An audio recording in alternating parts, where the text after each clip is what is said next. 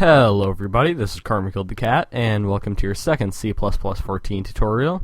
In this video, we'll be going over some of the stuff in the first topic. So, in this video, we're going to get all the stuff that doesn't require me to make classes, because that'll take a little while.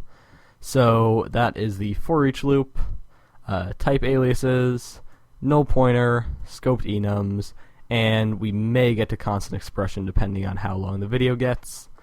We may have to pile that into the second tutorial, but then we'll go over initialization and deleted functions in the second video, or the, I guess, third video, because those require me to make classes, and again, that takes a little while, so we'll just give those their own video. So, first, the for loop. Okay, so the for each loop gives us an easier way to loop through arrays. So before, to create an array, let's make our main function first. Forgot to make this before. And we'll also need IOStream.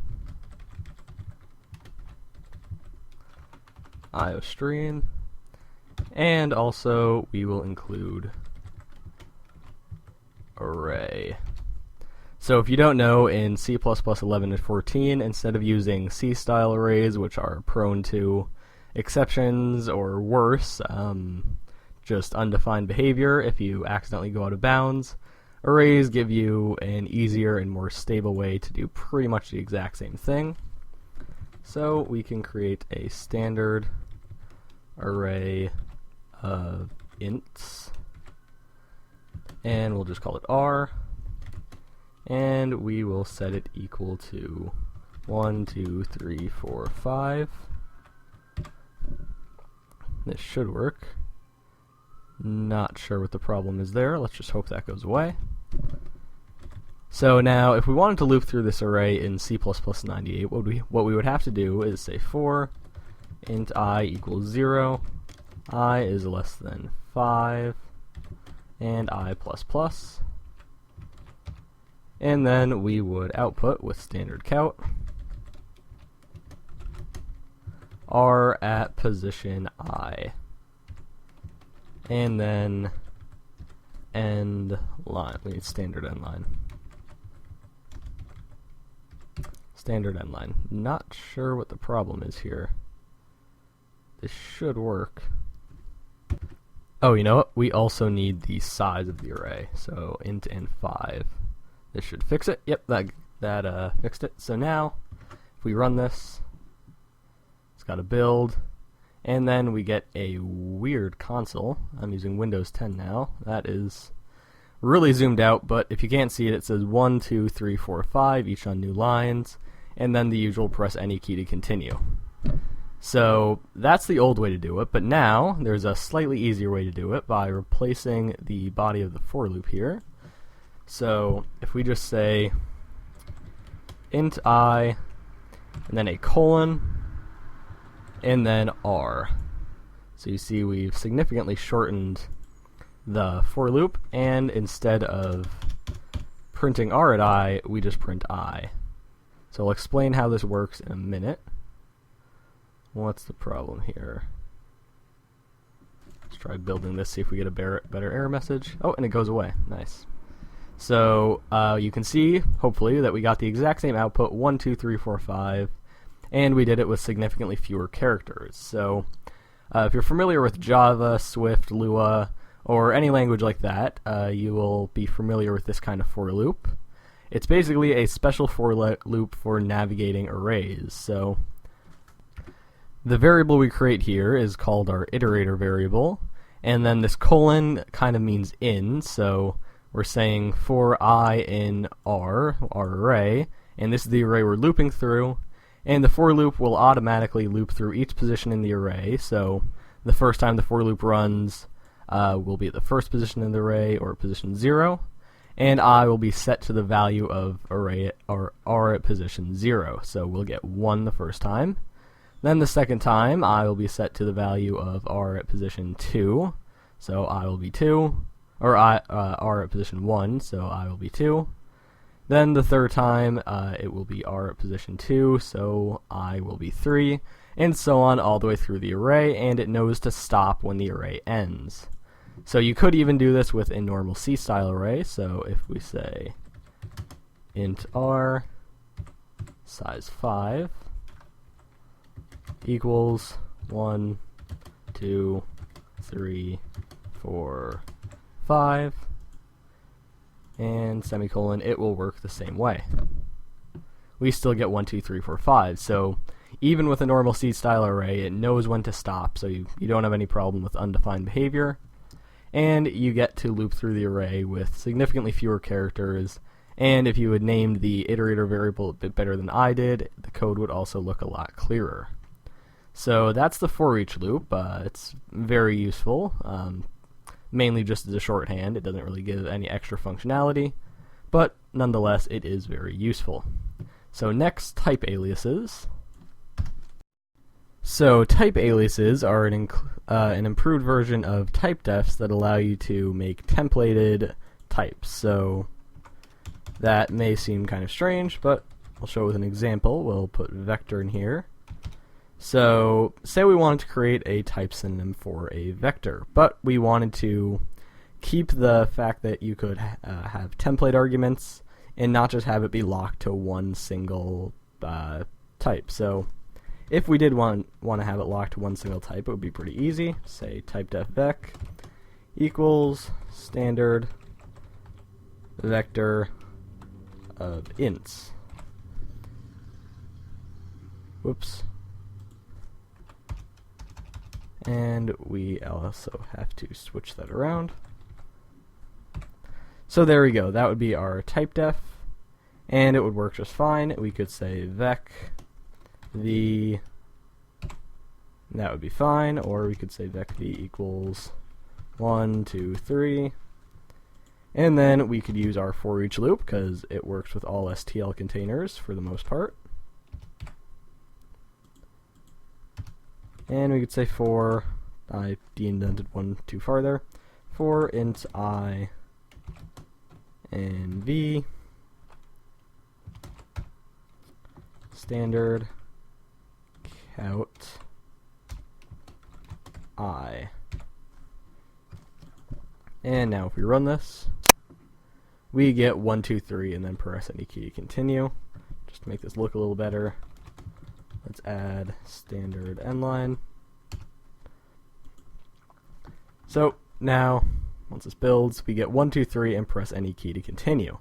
But you'll notice that we can only make vectors of ints with this type synonym. So if we wanted to have strings, we just couldn't do it.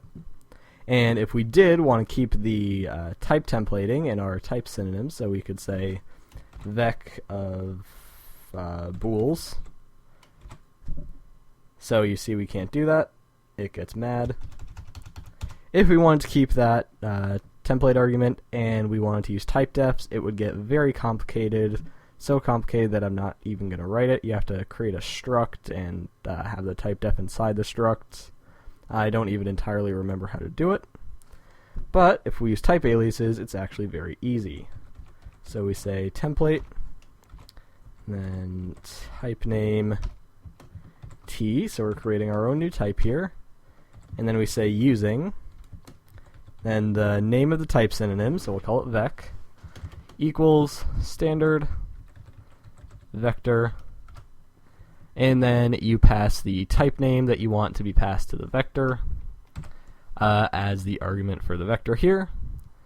And then you can see now, if we wanted to, let's do chars, we can give vec template arguments. So let's say A, B, yep, you see all the errors go away, and C. So now we can run this. There were build errors, so don't run the last version. 1 sec, let me see what happened here. Okay, the problem was just that I forgot a semicolon here. Stupid mistake. Now if we run it, we get 97, 98, 99, so it printed them as if they were ints. That's because I have I set to be an int. You can change the type of I. So now it's a char. We run this. I accidentally ran it in debug mode, so it's going to take a bit longer. And not pause at the end. So now, pull this into the recording window, we get A, B, and C. So all we did there was we created a type synonym for a standard vector, and we allowed it to keep its template arguments.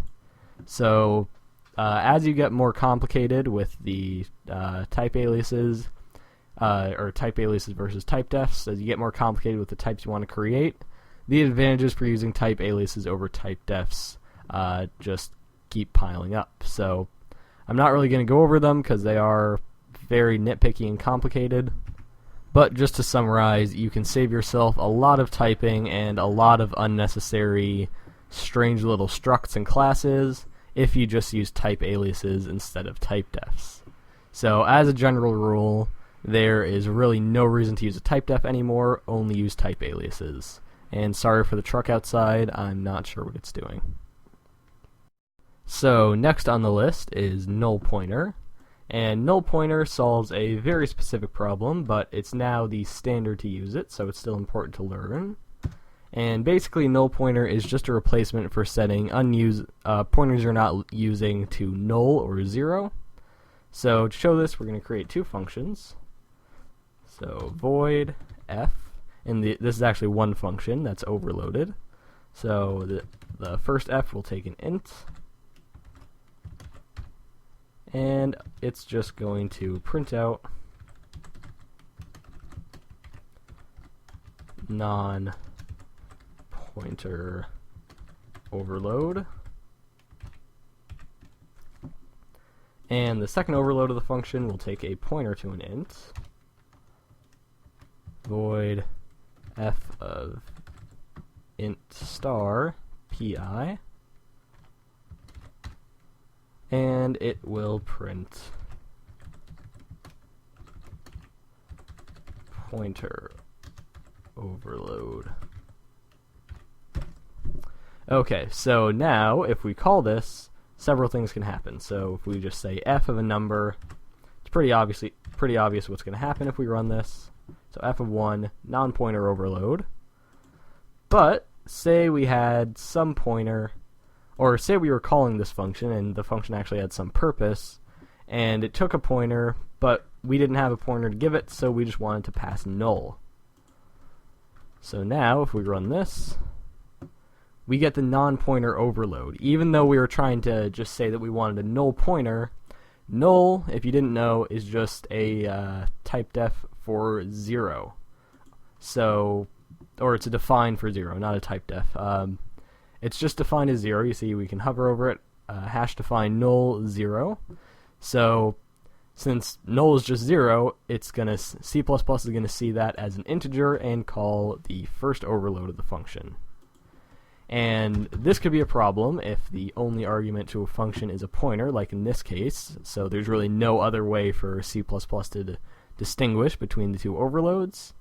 And this is the exact problem that null pointer solves. So if we pass nullptr to the function and run it, now we get the pointer overload. Bring it into the recording view. So now we get the pointer overload. So this solves that problem completely. And in general, if you're trying to set a pointer to null, you should use nullptr and not null. In most cases, they're completely interchangeable. Anywhere that accepts null will accept null pointer, except an integer. So I should say anywhere in a pointer context that accepts null will accept null pointer. And in most cases with pointers, they're completely interchangeable. But this does avoid the problem we have here. So that's null pointer. Next we will move on to scoped enums.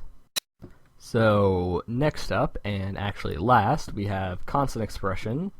So what constant expression is it's a type modifier that allows you to say that the value of a variable or a return value of a function will be deducible at compile time.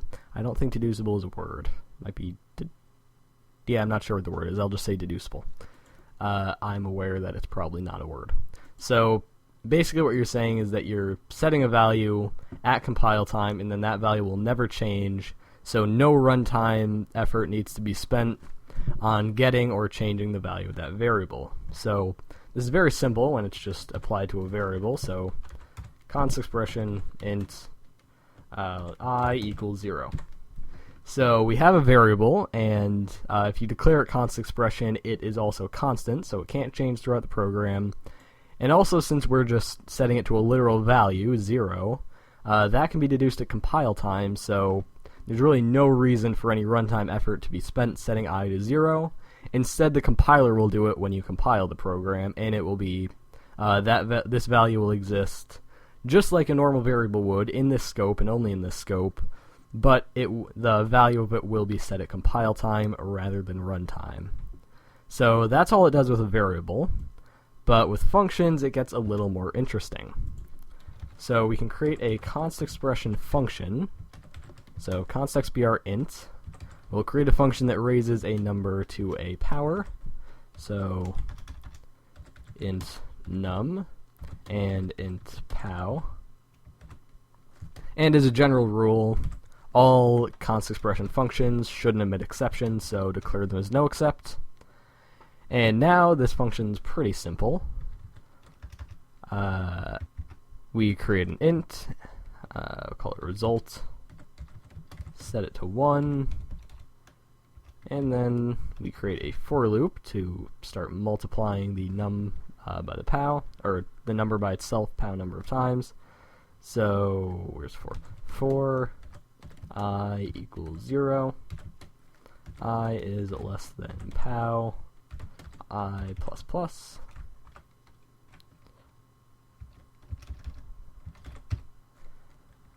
result times equals num. And we need to have int here. Keep forgetting that.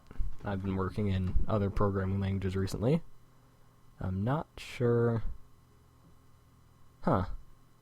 So it looks like Visual Studio isn't running the standard version of C++14 because this function should be legal, but instead it's using the C++11 rules for const expression functions, in that you're only allowed to have one line, and that line is the return.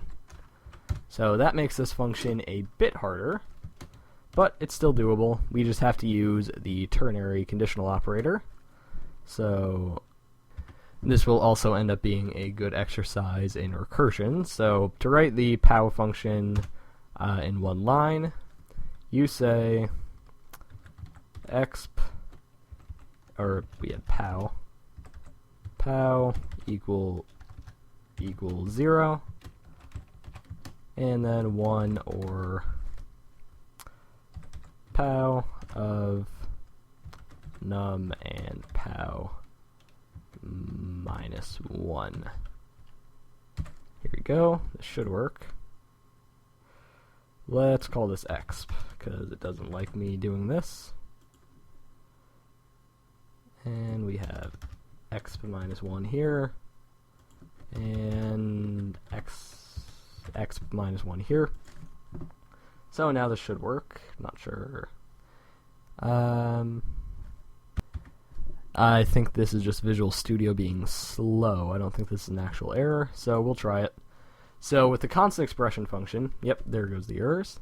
So a constant expression function, it can return a value that is deducible at runtime, or at compile time, in which case C++ will deduce the return value of the function at compile time. But you can also call the function so that the return value isn't deducible at compile time, in which case it will just default to deducing the value at runtime. So let's create the two instances. So we'll say int result1 equals pow 2 to the 8th. So we've given it two literal constant values, so the result of this function will be deducible at compile time, so it will be. So we could actually, just to prove that this works, expr, we could set this int to be const expression, and then we'll call the function again with values that aren't deducible at runtime. So we'll actually have to create a few more variables. Base is 2. That should do it. So now if we create result2 and call pow with a non-constant and non-deducible at compile time value, so we give it base as a variable here, and then 8, so we'll call the function with basically the same arguments, but in the first case, like I said, the two values we give it here can be deduced at compile time, while these two, or at least this first one, can't because it's just a normal variable that won't be set until runtime. So if we tried to make this a const expression variable, it should get mad. It does. That's mainly because I didn't spell const expression right. But there should still be an error. And yep, expression must have a constant value. So we have to get rid of this. And now it should work again. And if we run this, we don't get any errors. I didn't print out the values because it's obvious what these will return. Just 2 to the 8th for each. But now you can kind of see how const expression functions work. If you give them values that make the return variable deducible at runtime, then the return value will be a const expression. But if you give it values that can't be deduced at compile time, I think I said deduced at runtime the first time, I meant deduced at compile time. If you give it values that can't be deduced at compile time, then the result of the function won't be const expression.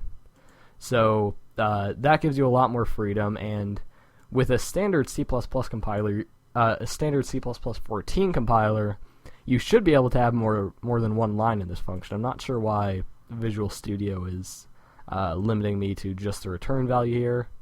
I don't know if I'm accidentally or for some reason on a C++ 11 compiler, or this is just something special Visual Studio added, or I should say reduced. I'm not sure, but I guess in Visual Studio 2015, you're still only allowed to have one line in your const expression functions. So that's pretty limiting, but it's still possible to write most functions that you could have be const expression, because in general they do have to be pretty simple functions. But yep, that's const expression, and that's all for this video. In the next video, we'll be going over new initialization methods and deleted functions, both of which require me to create a class. So we'll create either a fun or not very creative example, depending on how I'm feeling that day. So I'll see you then.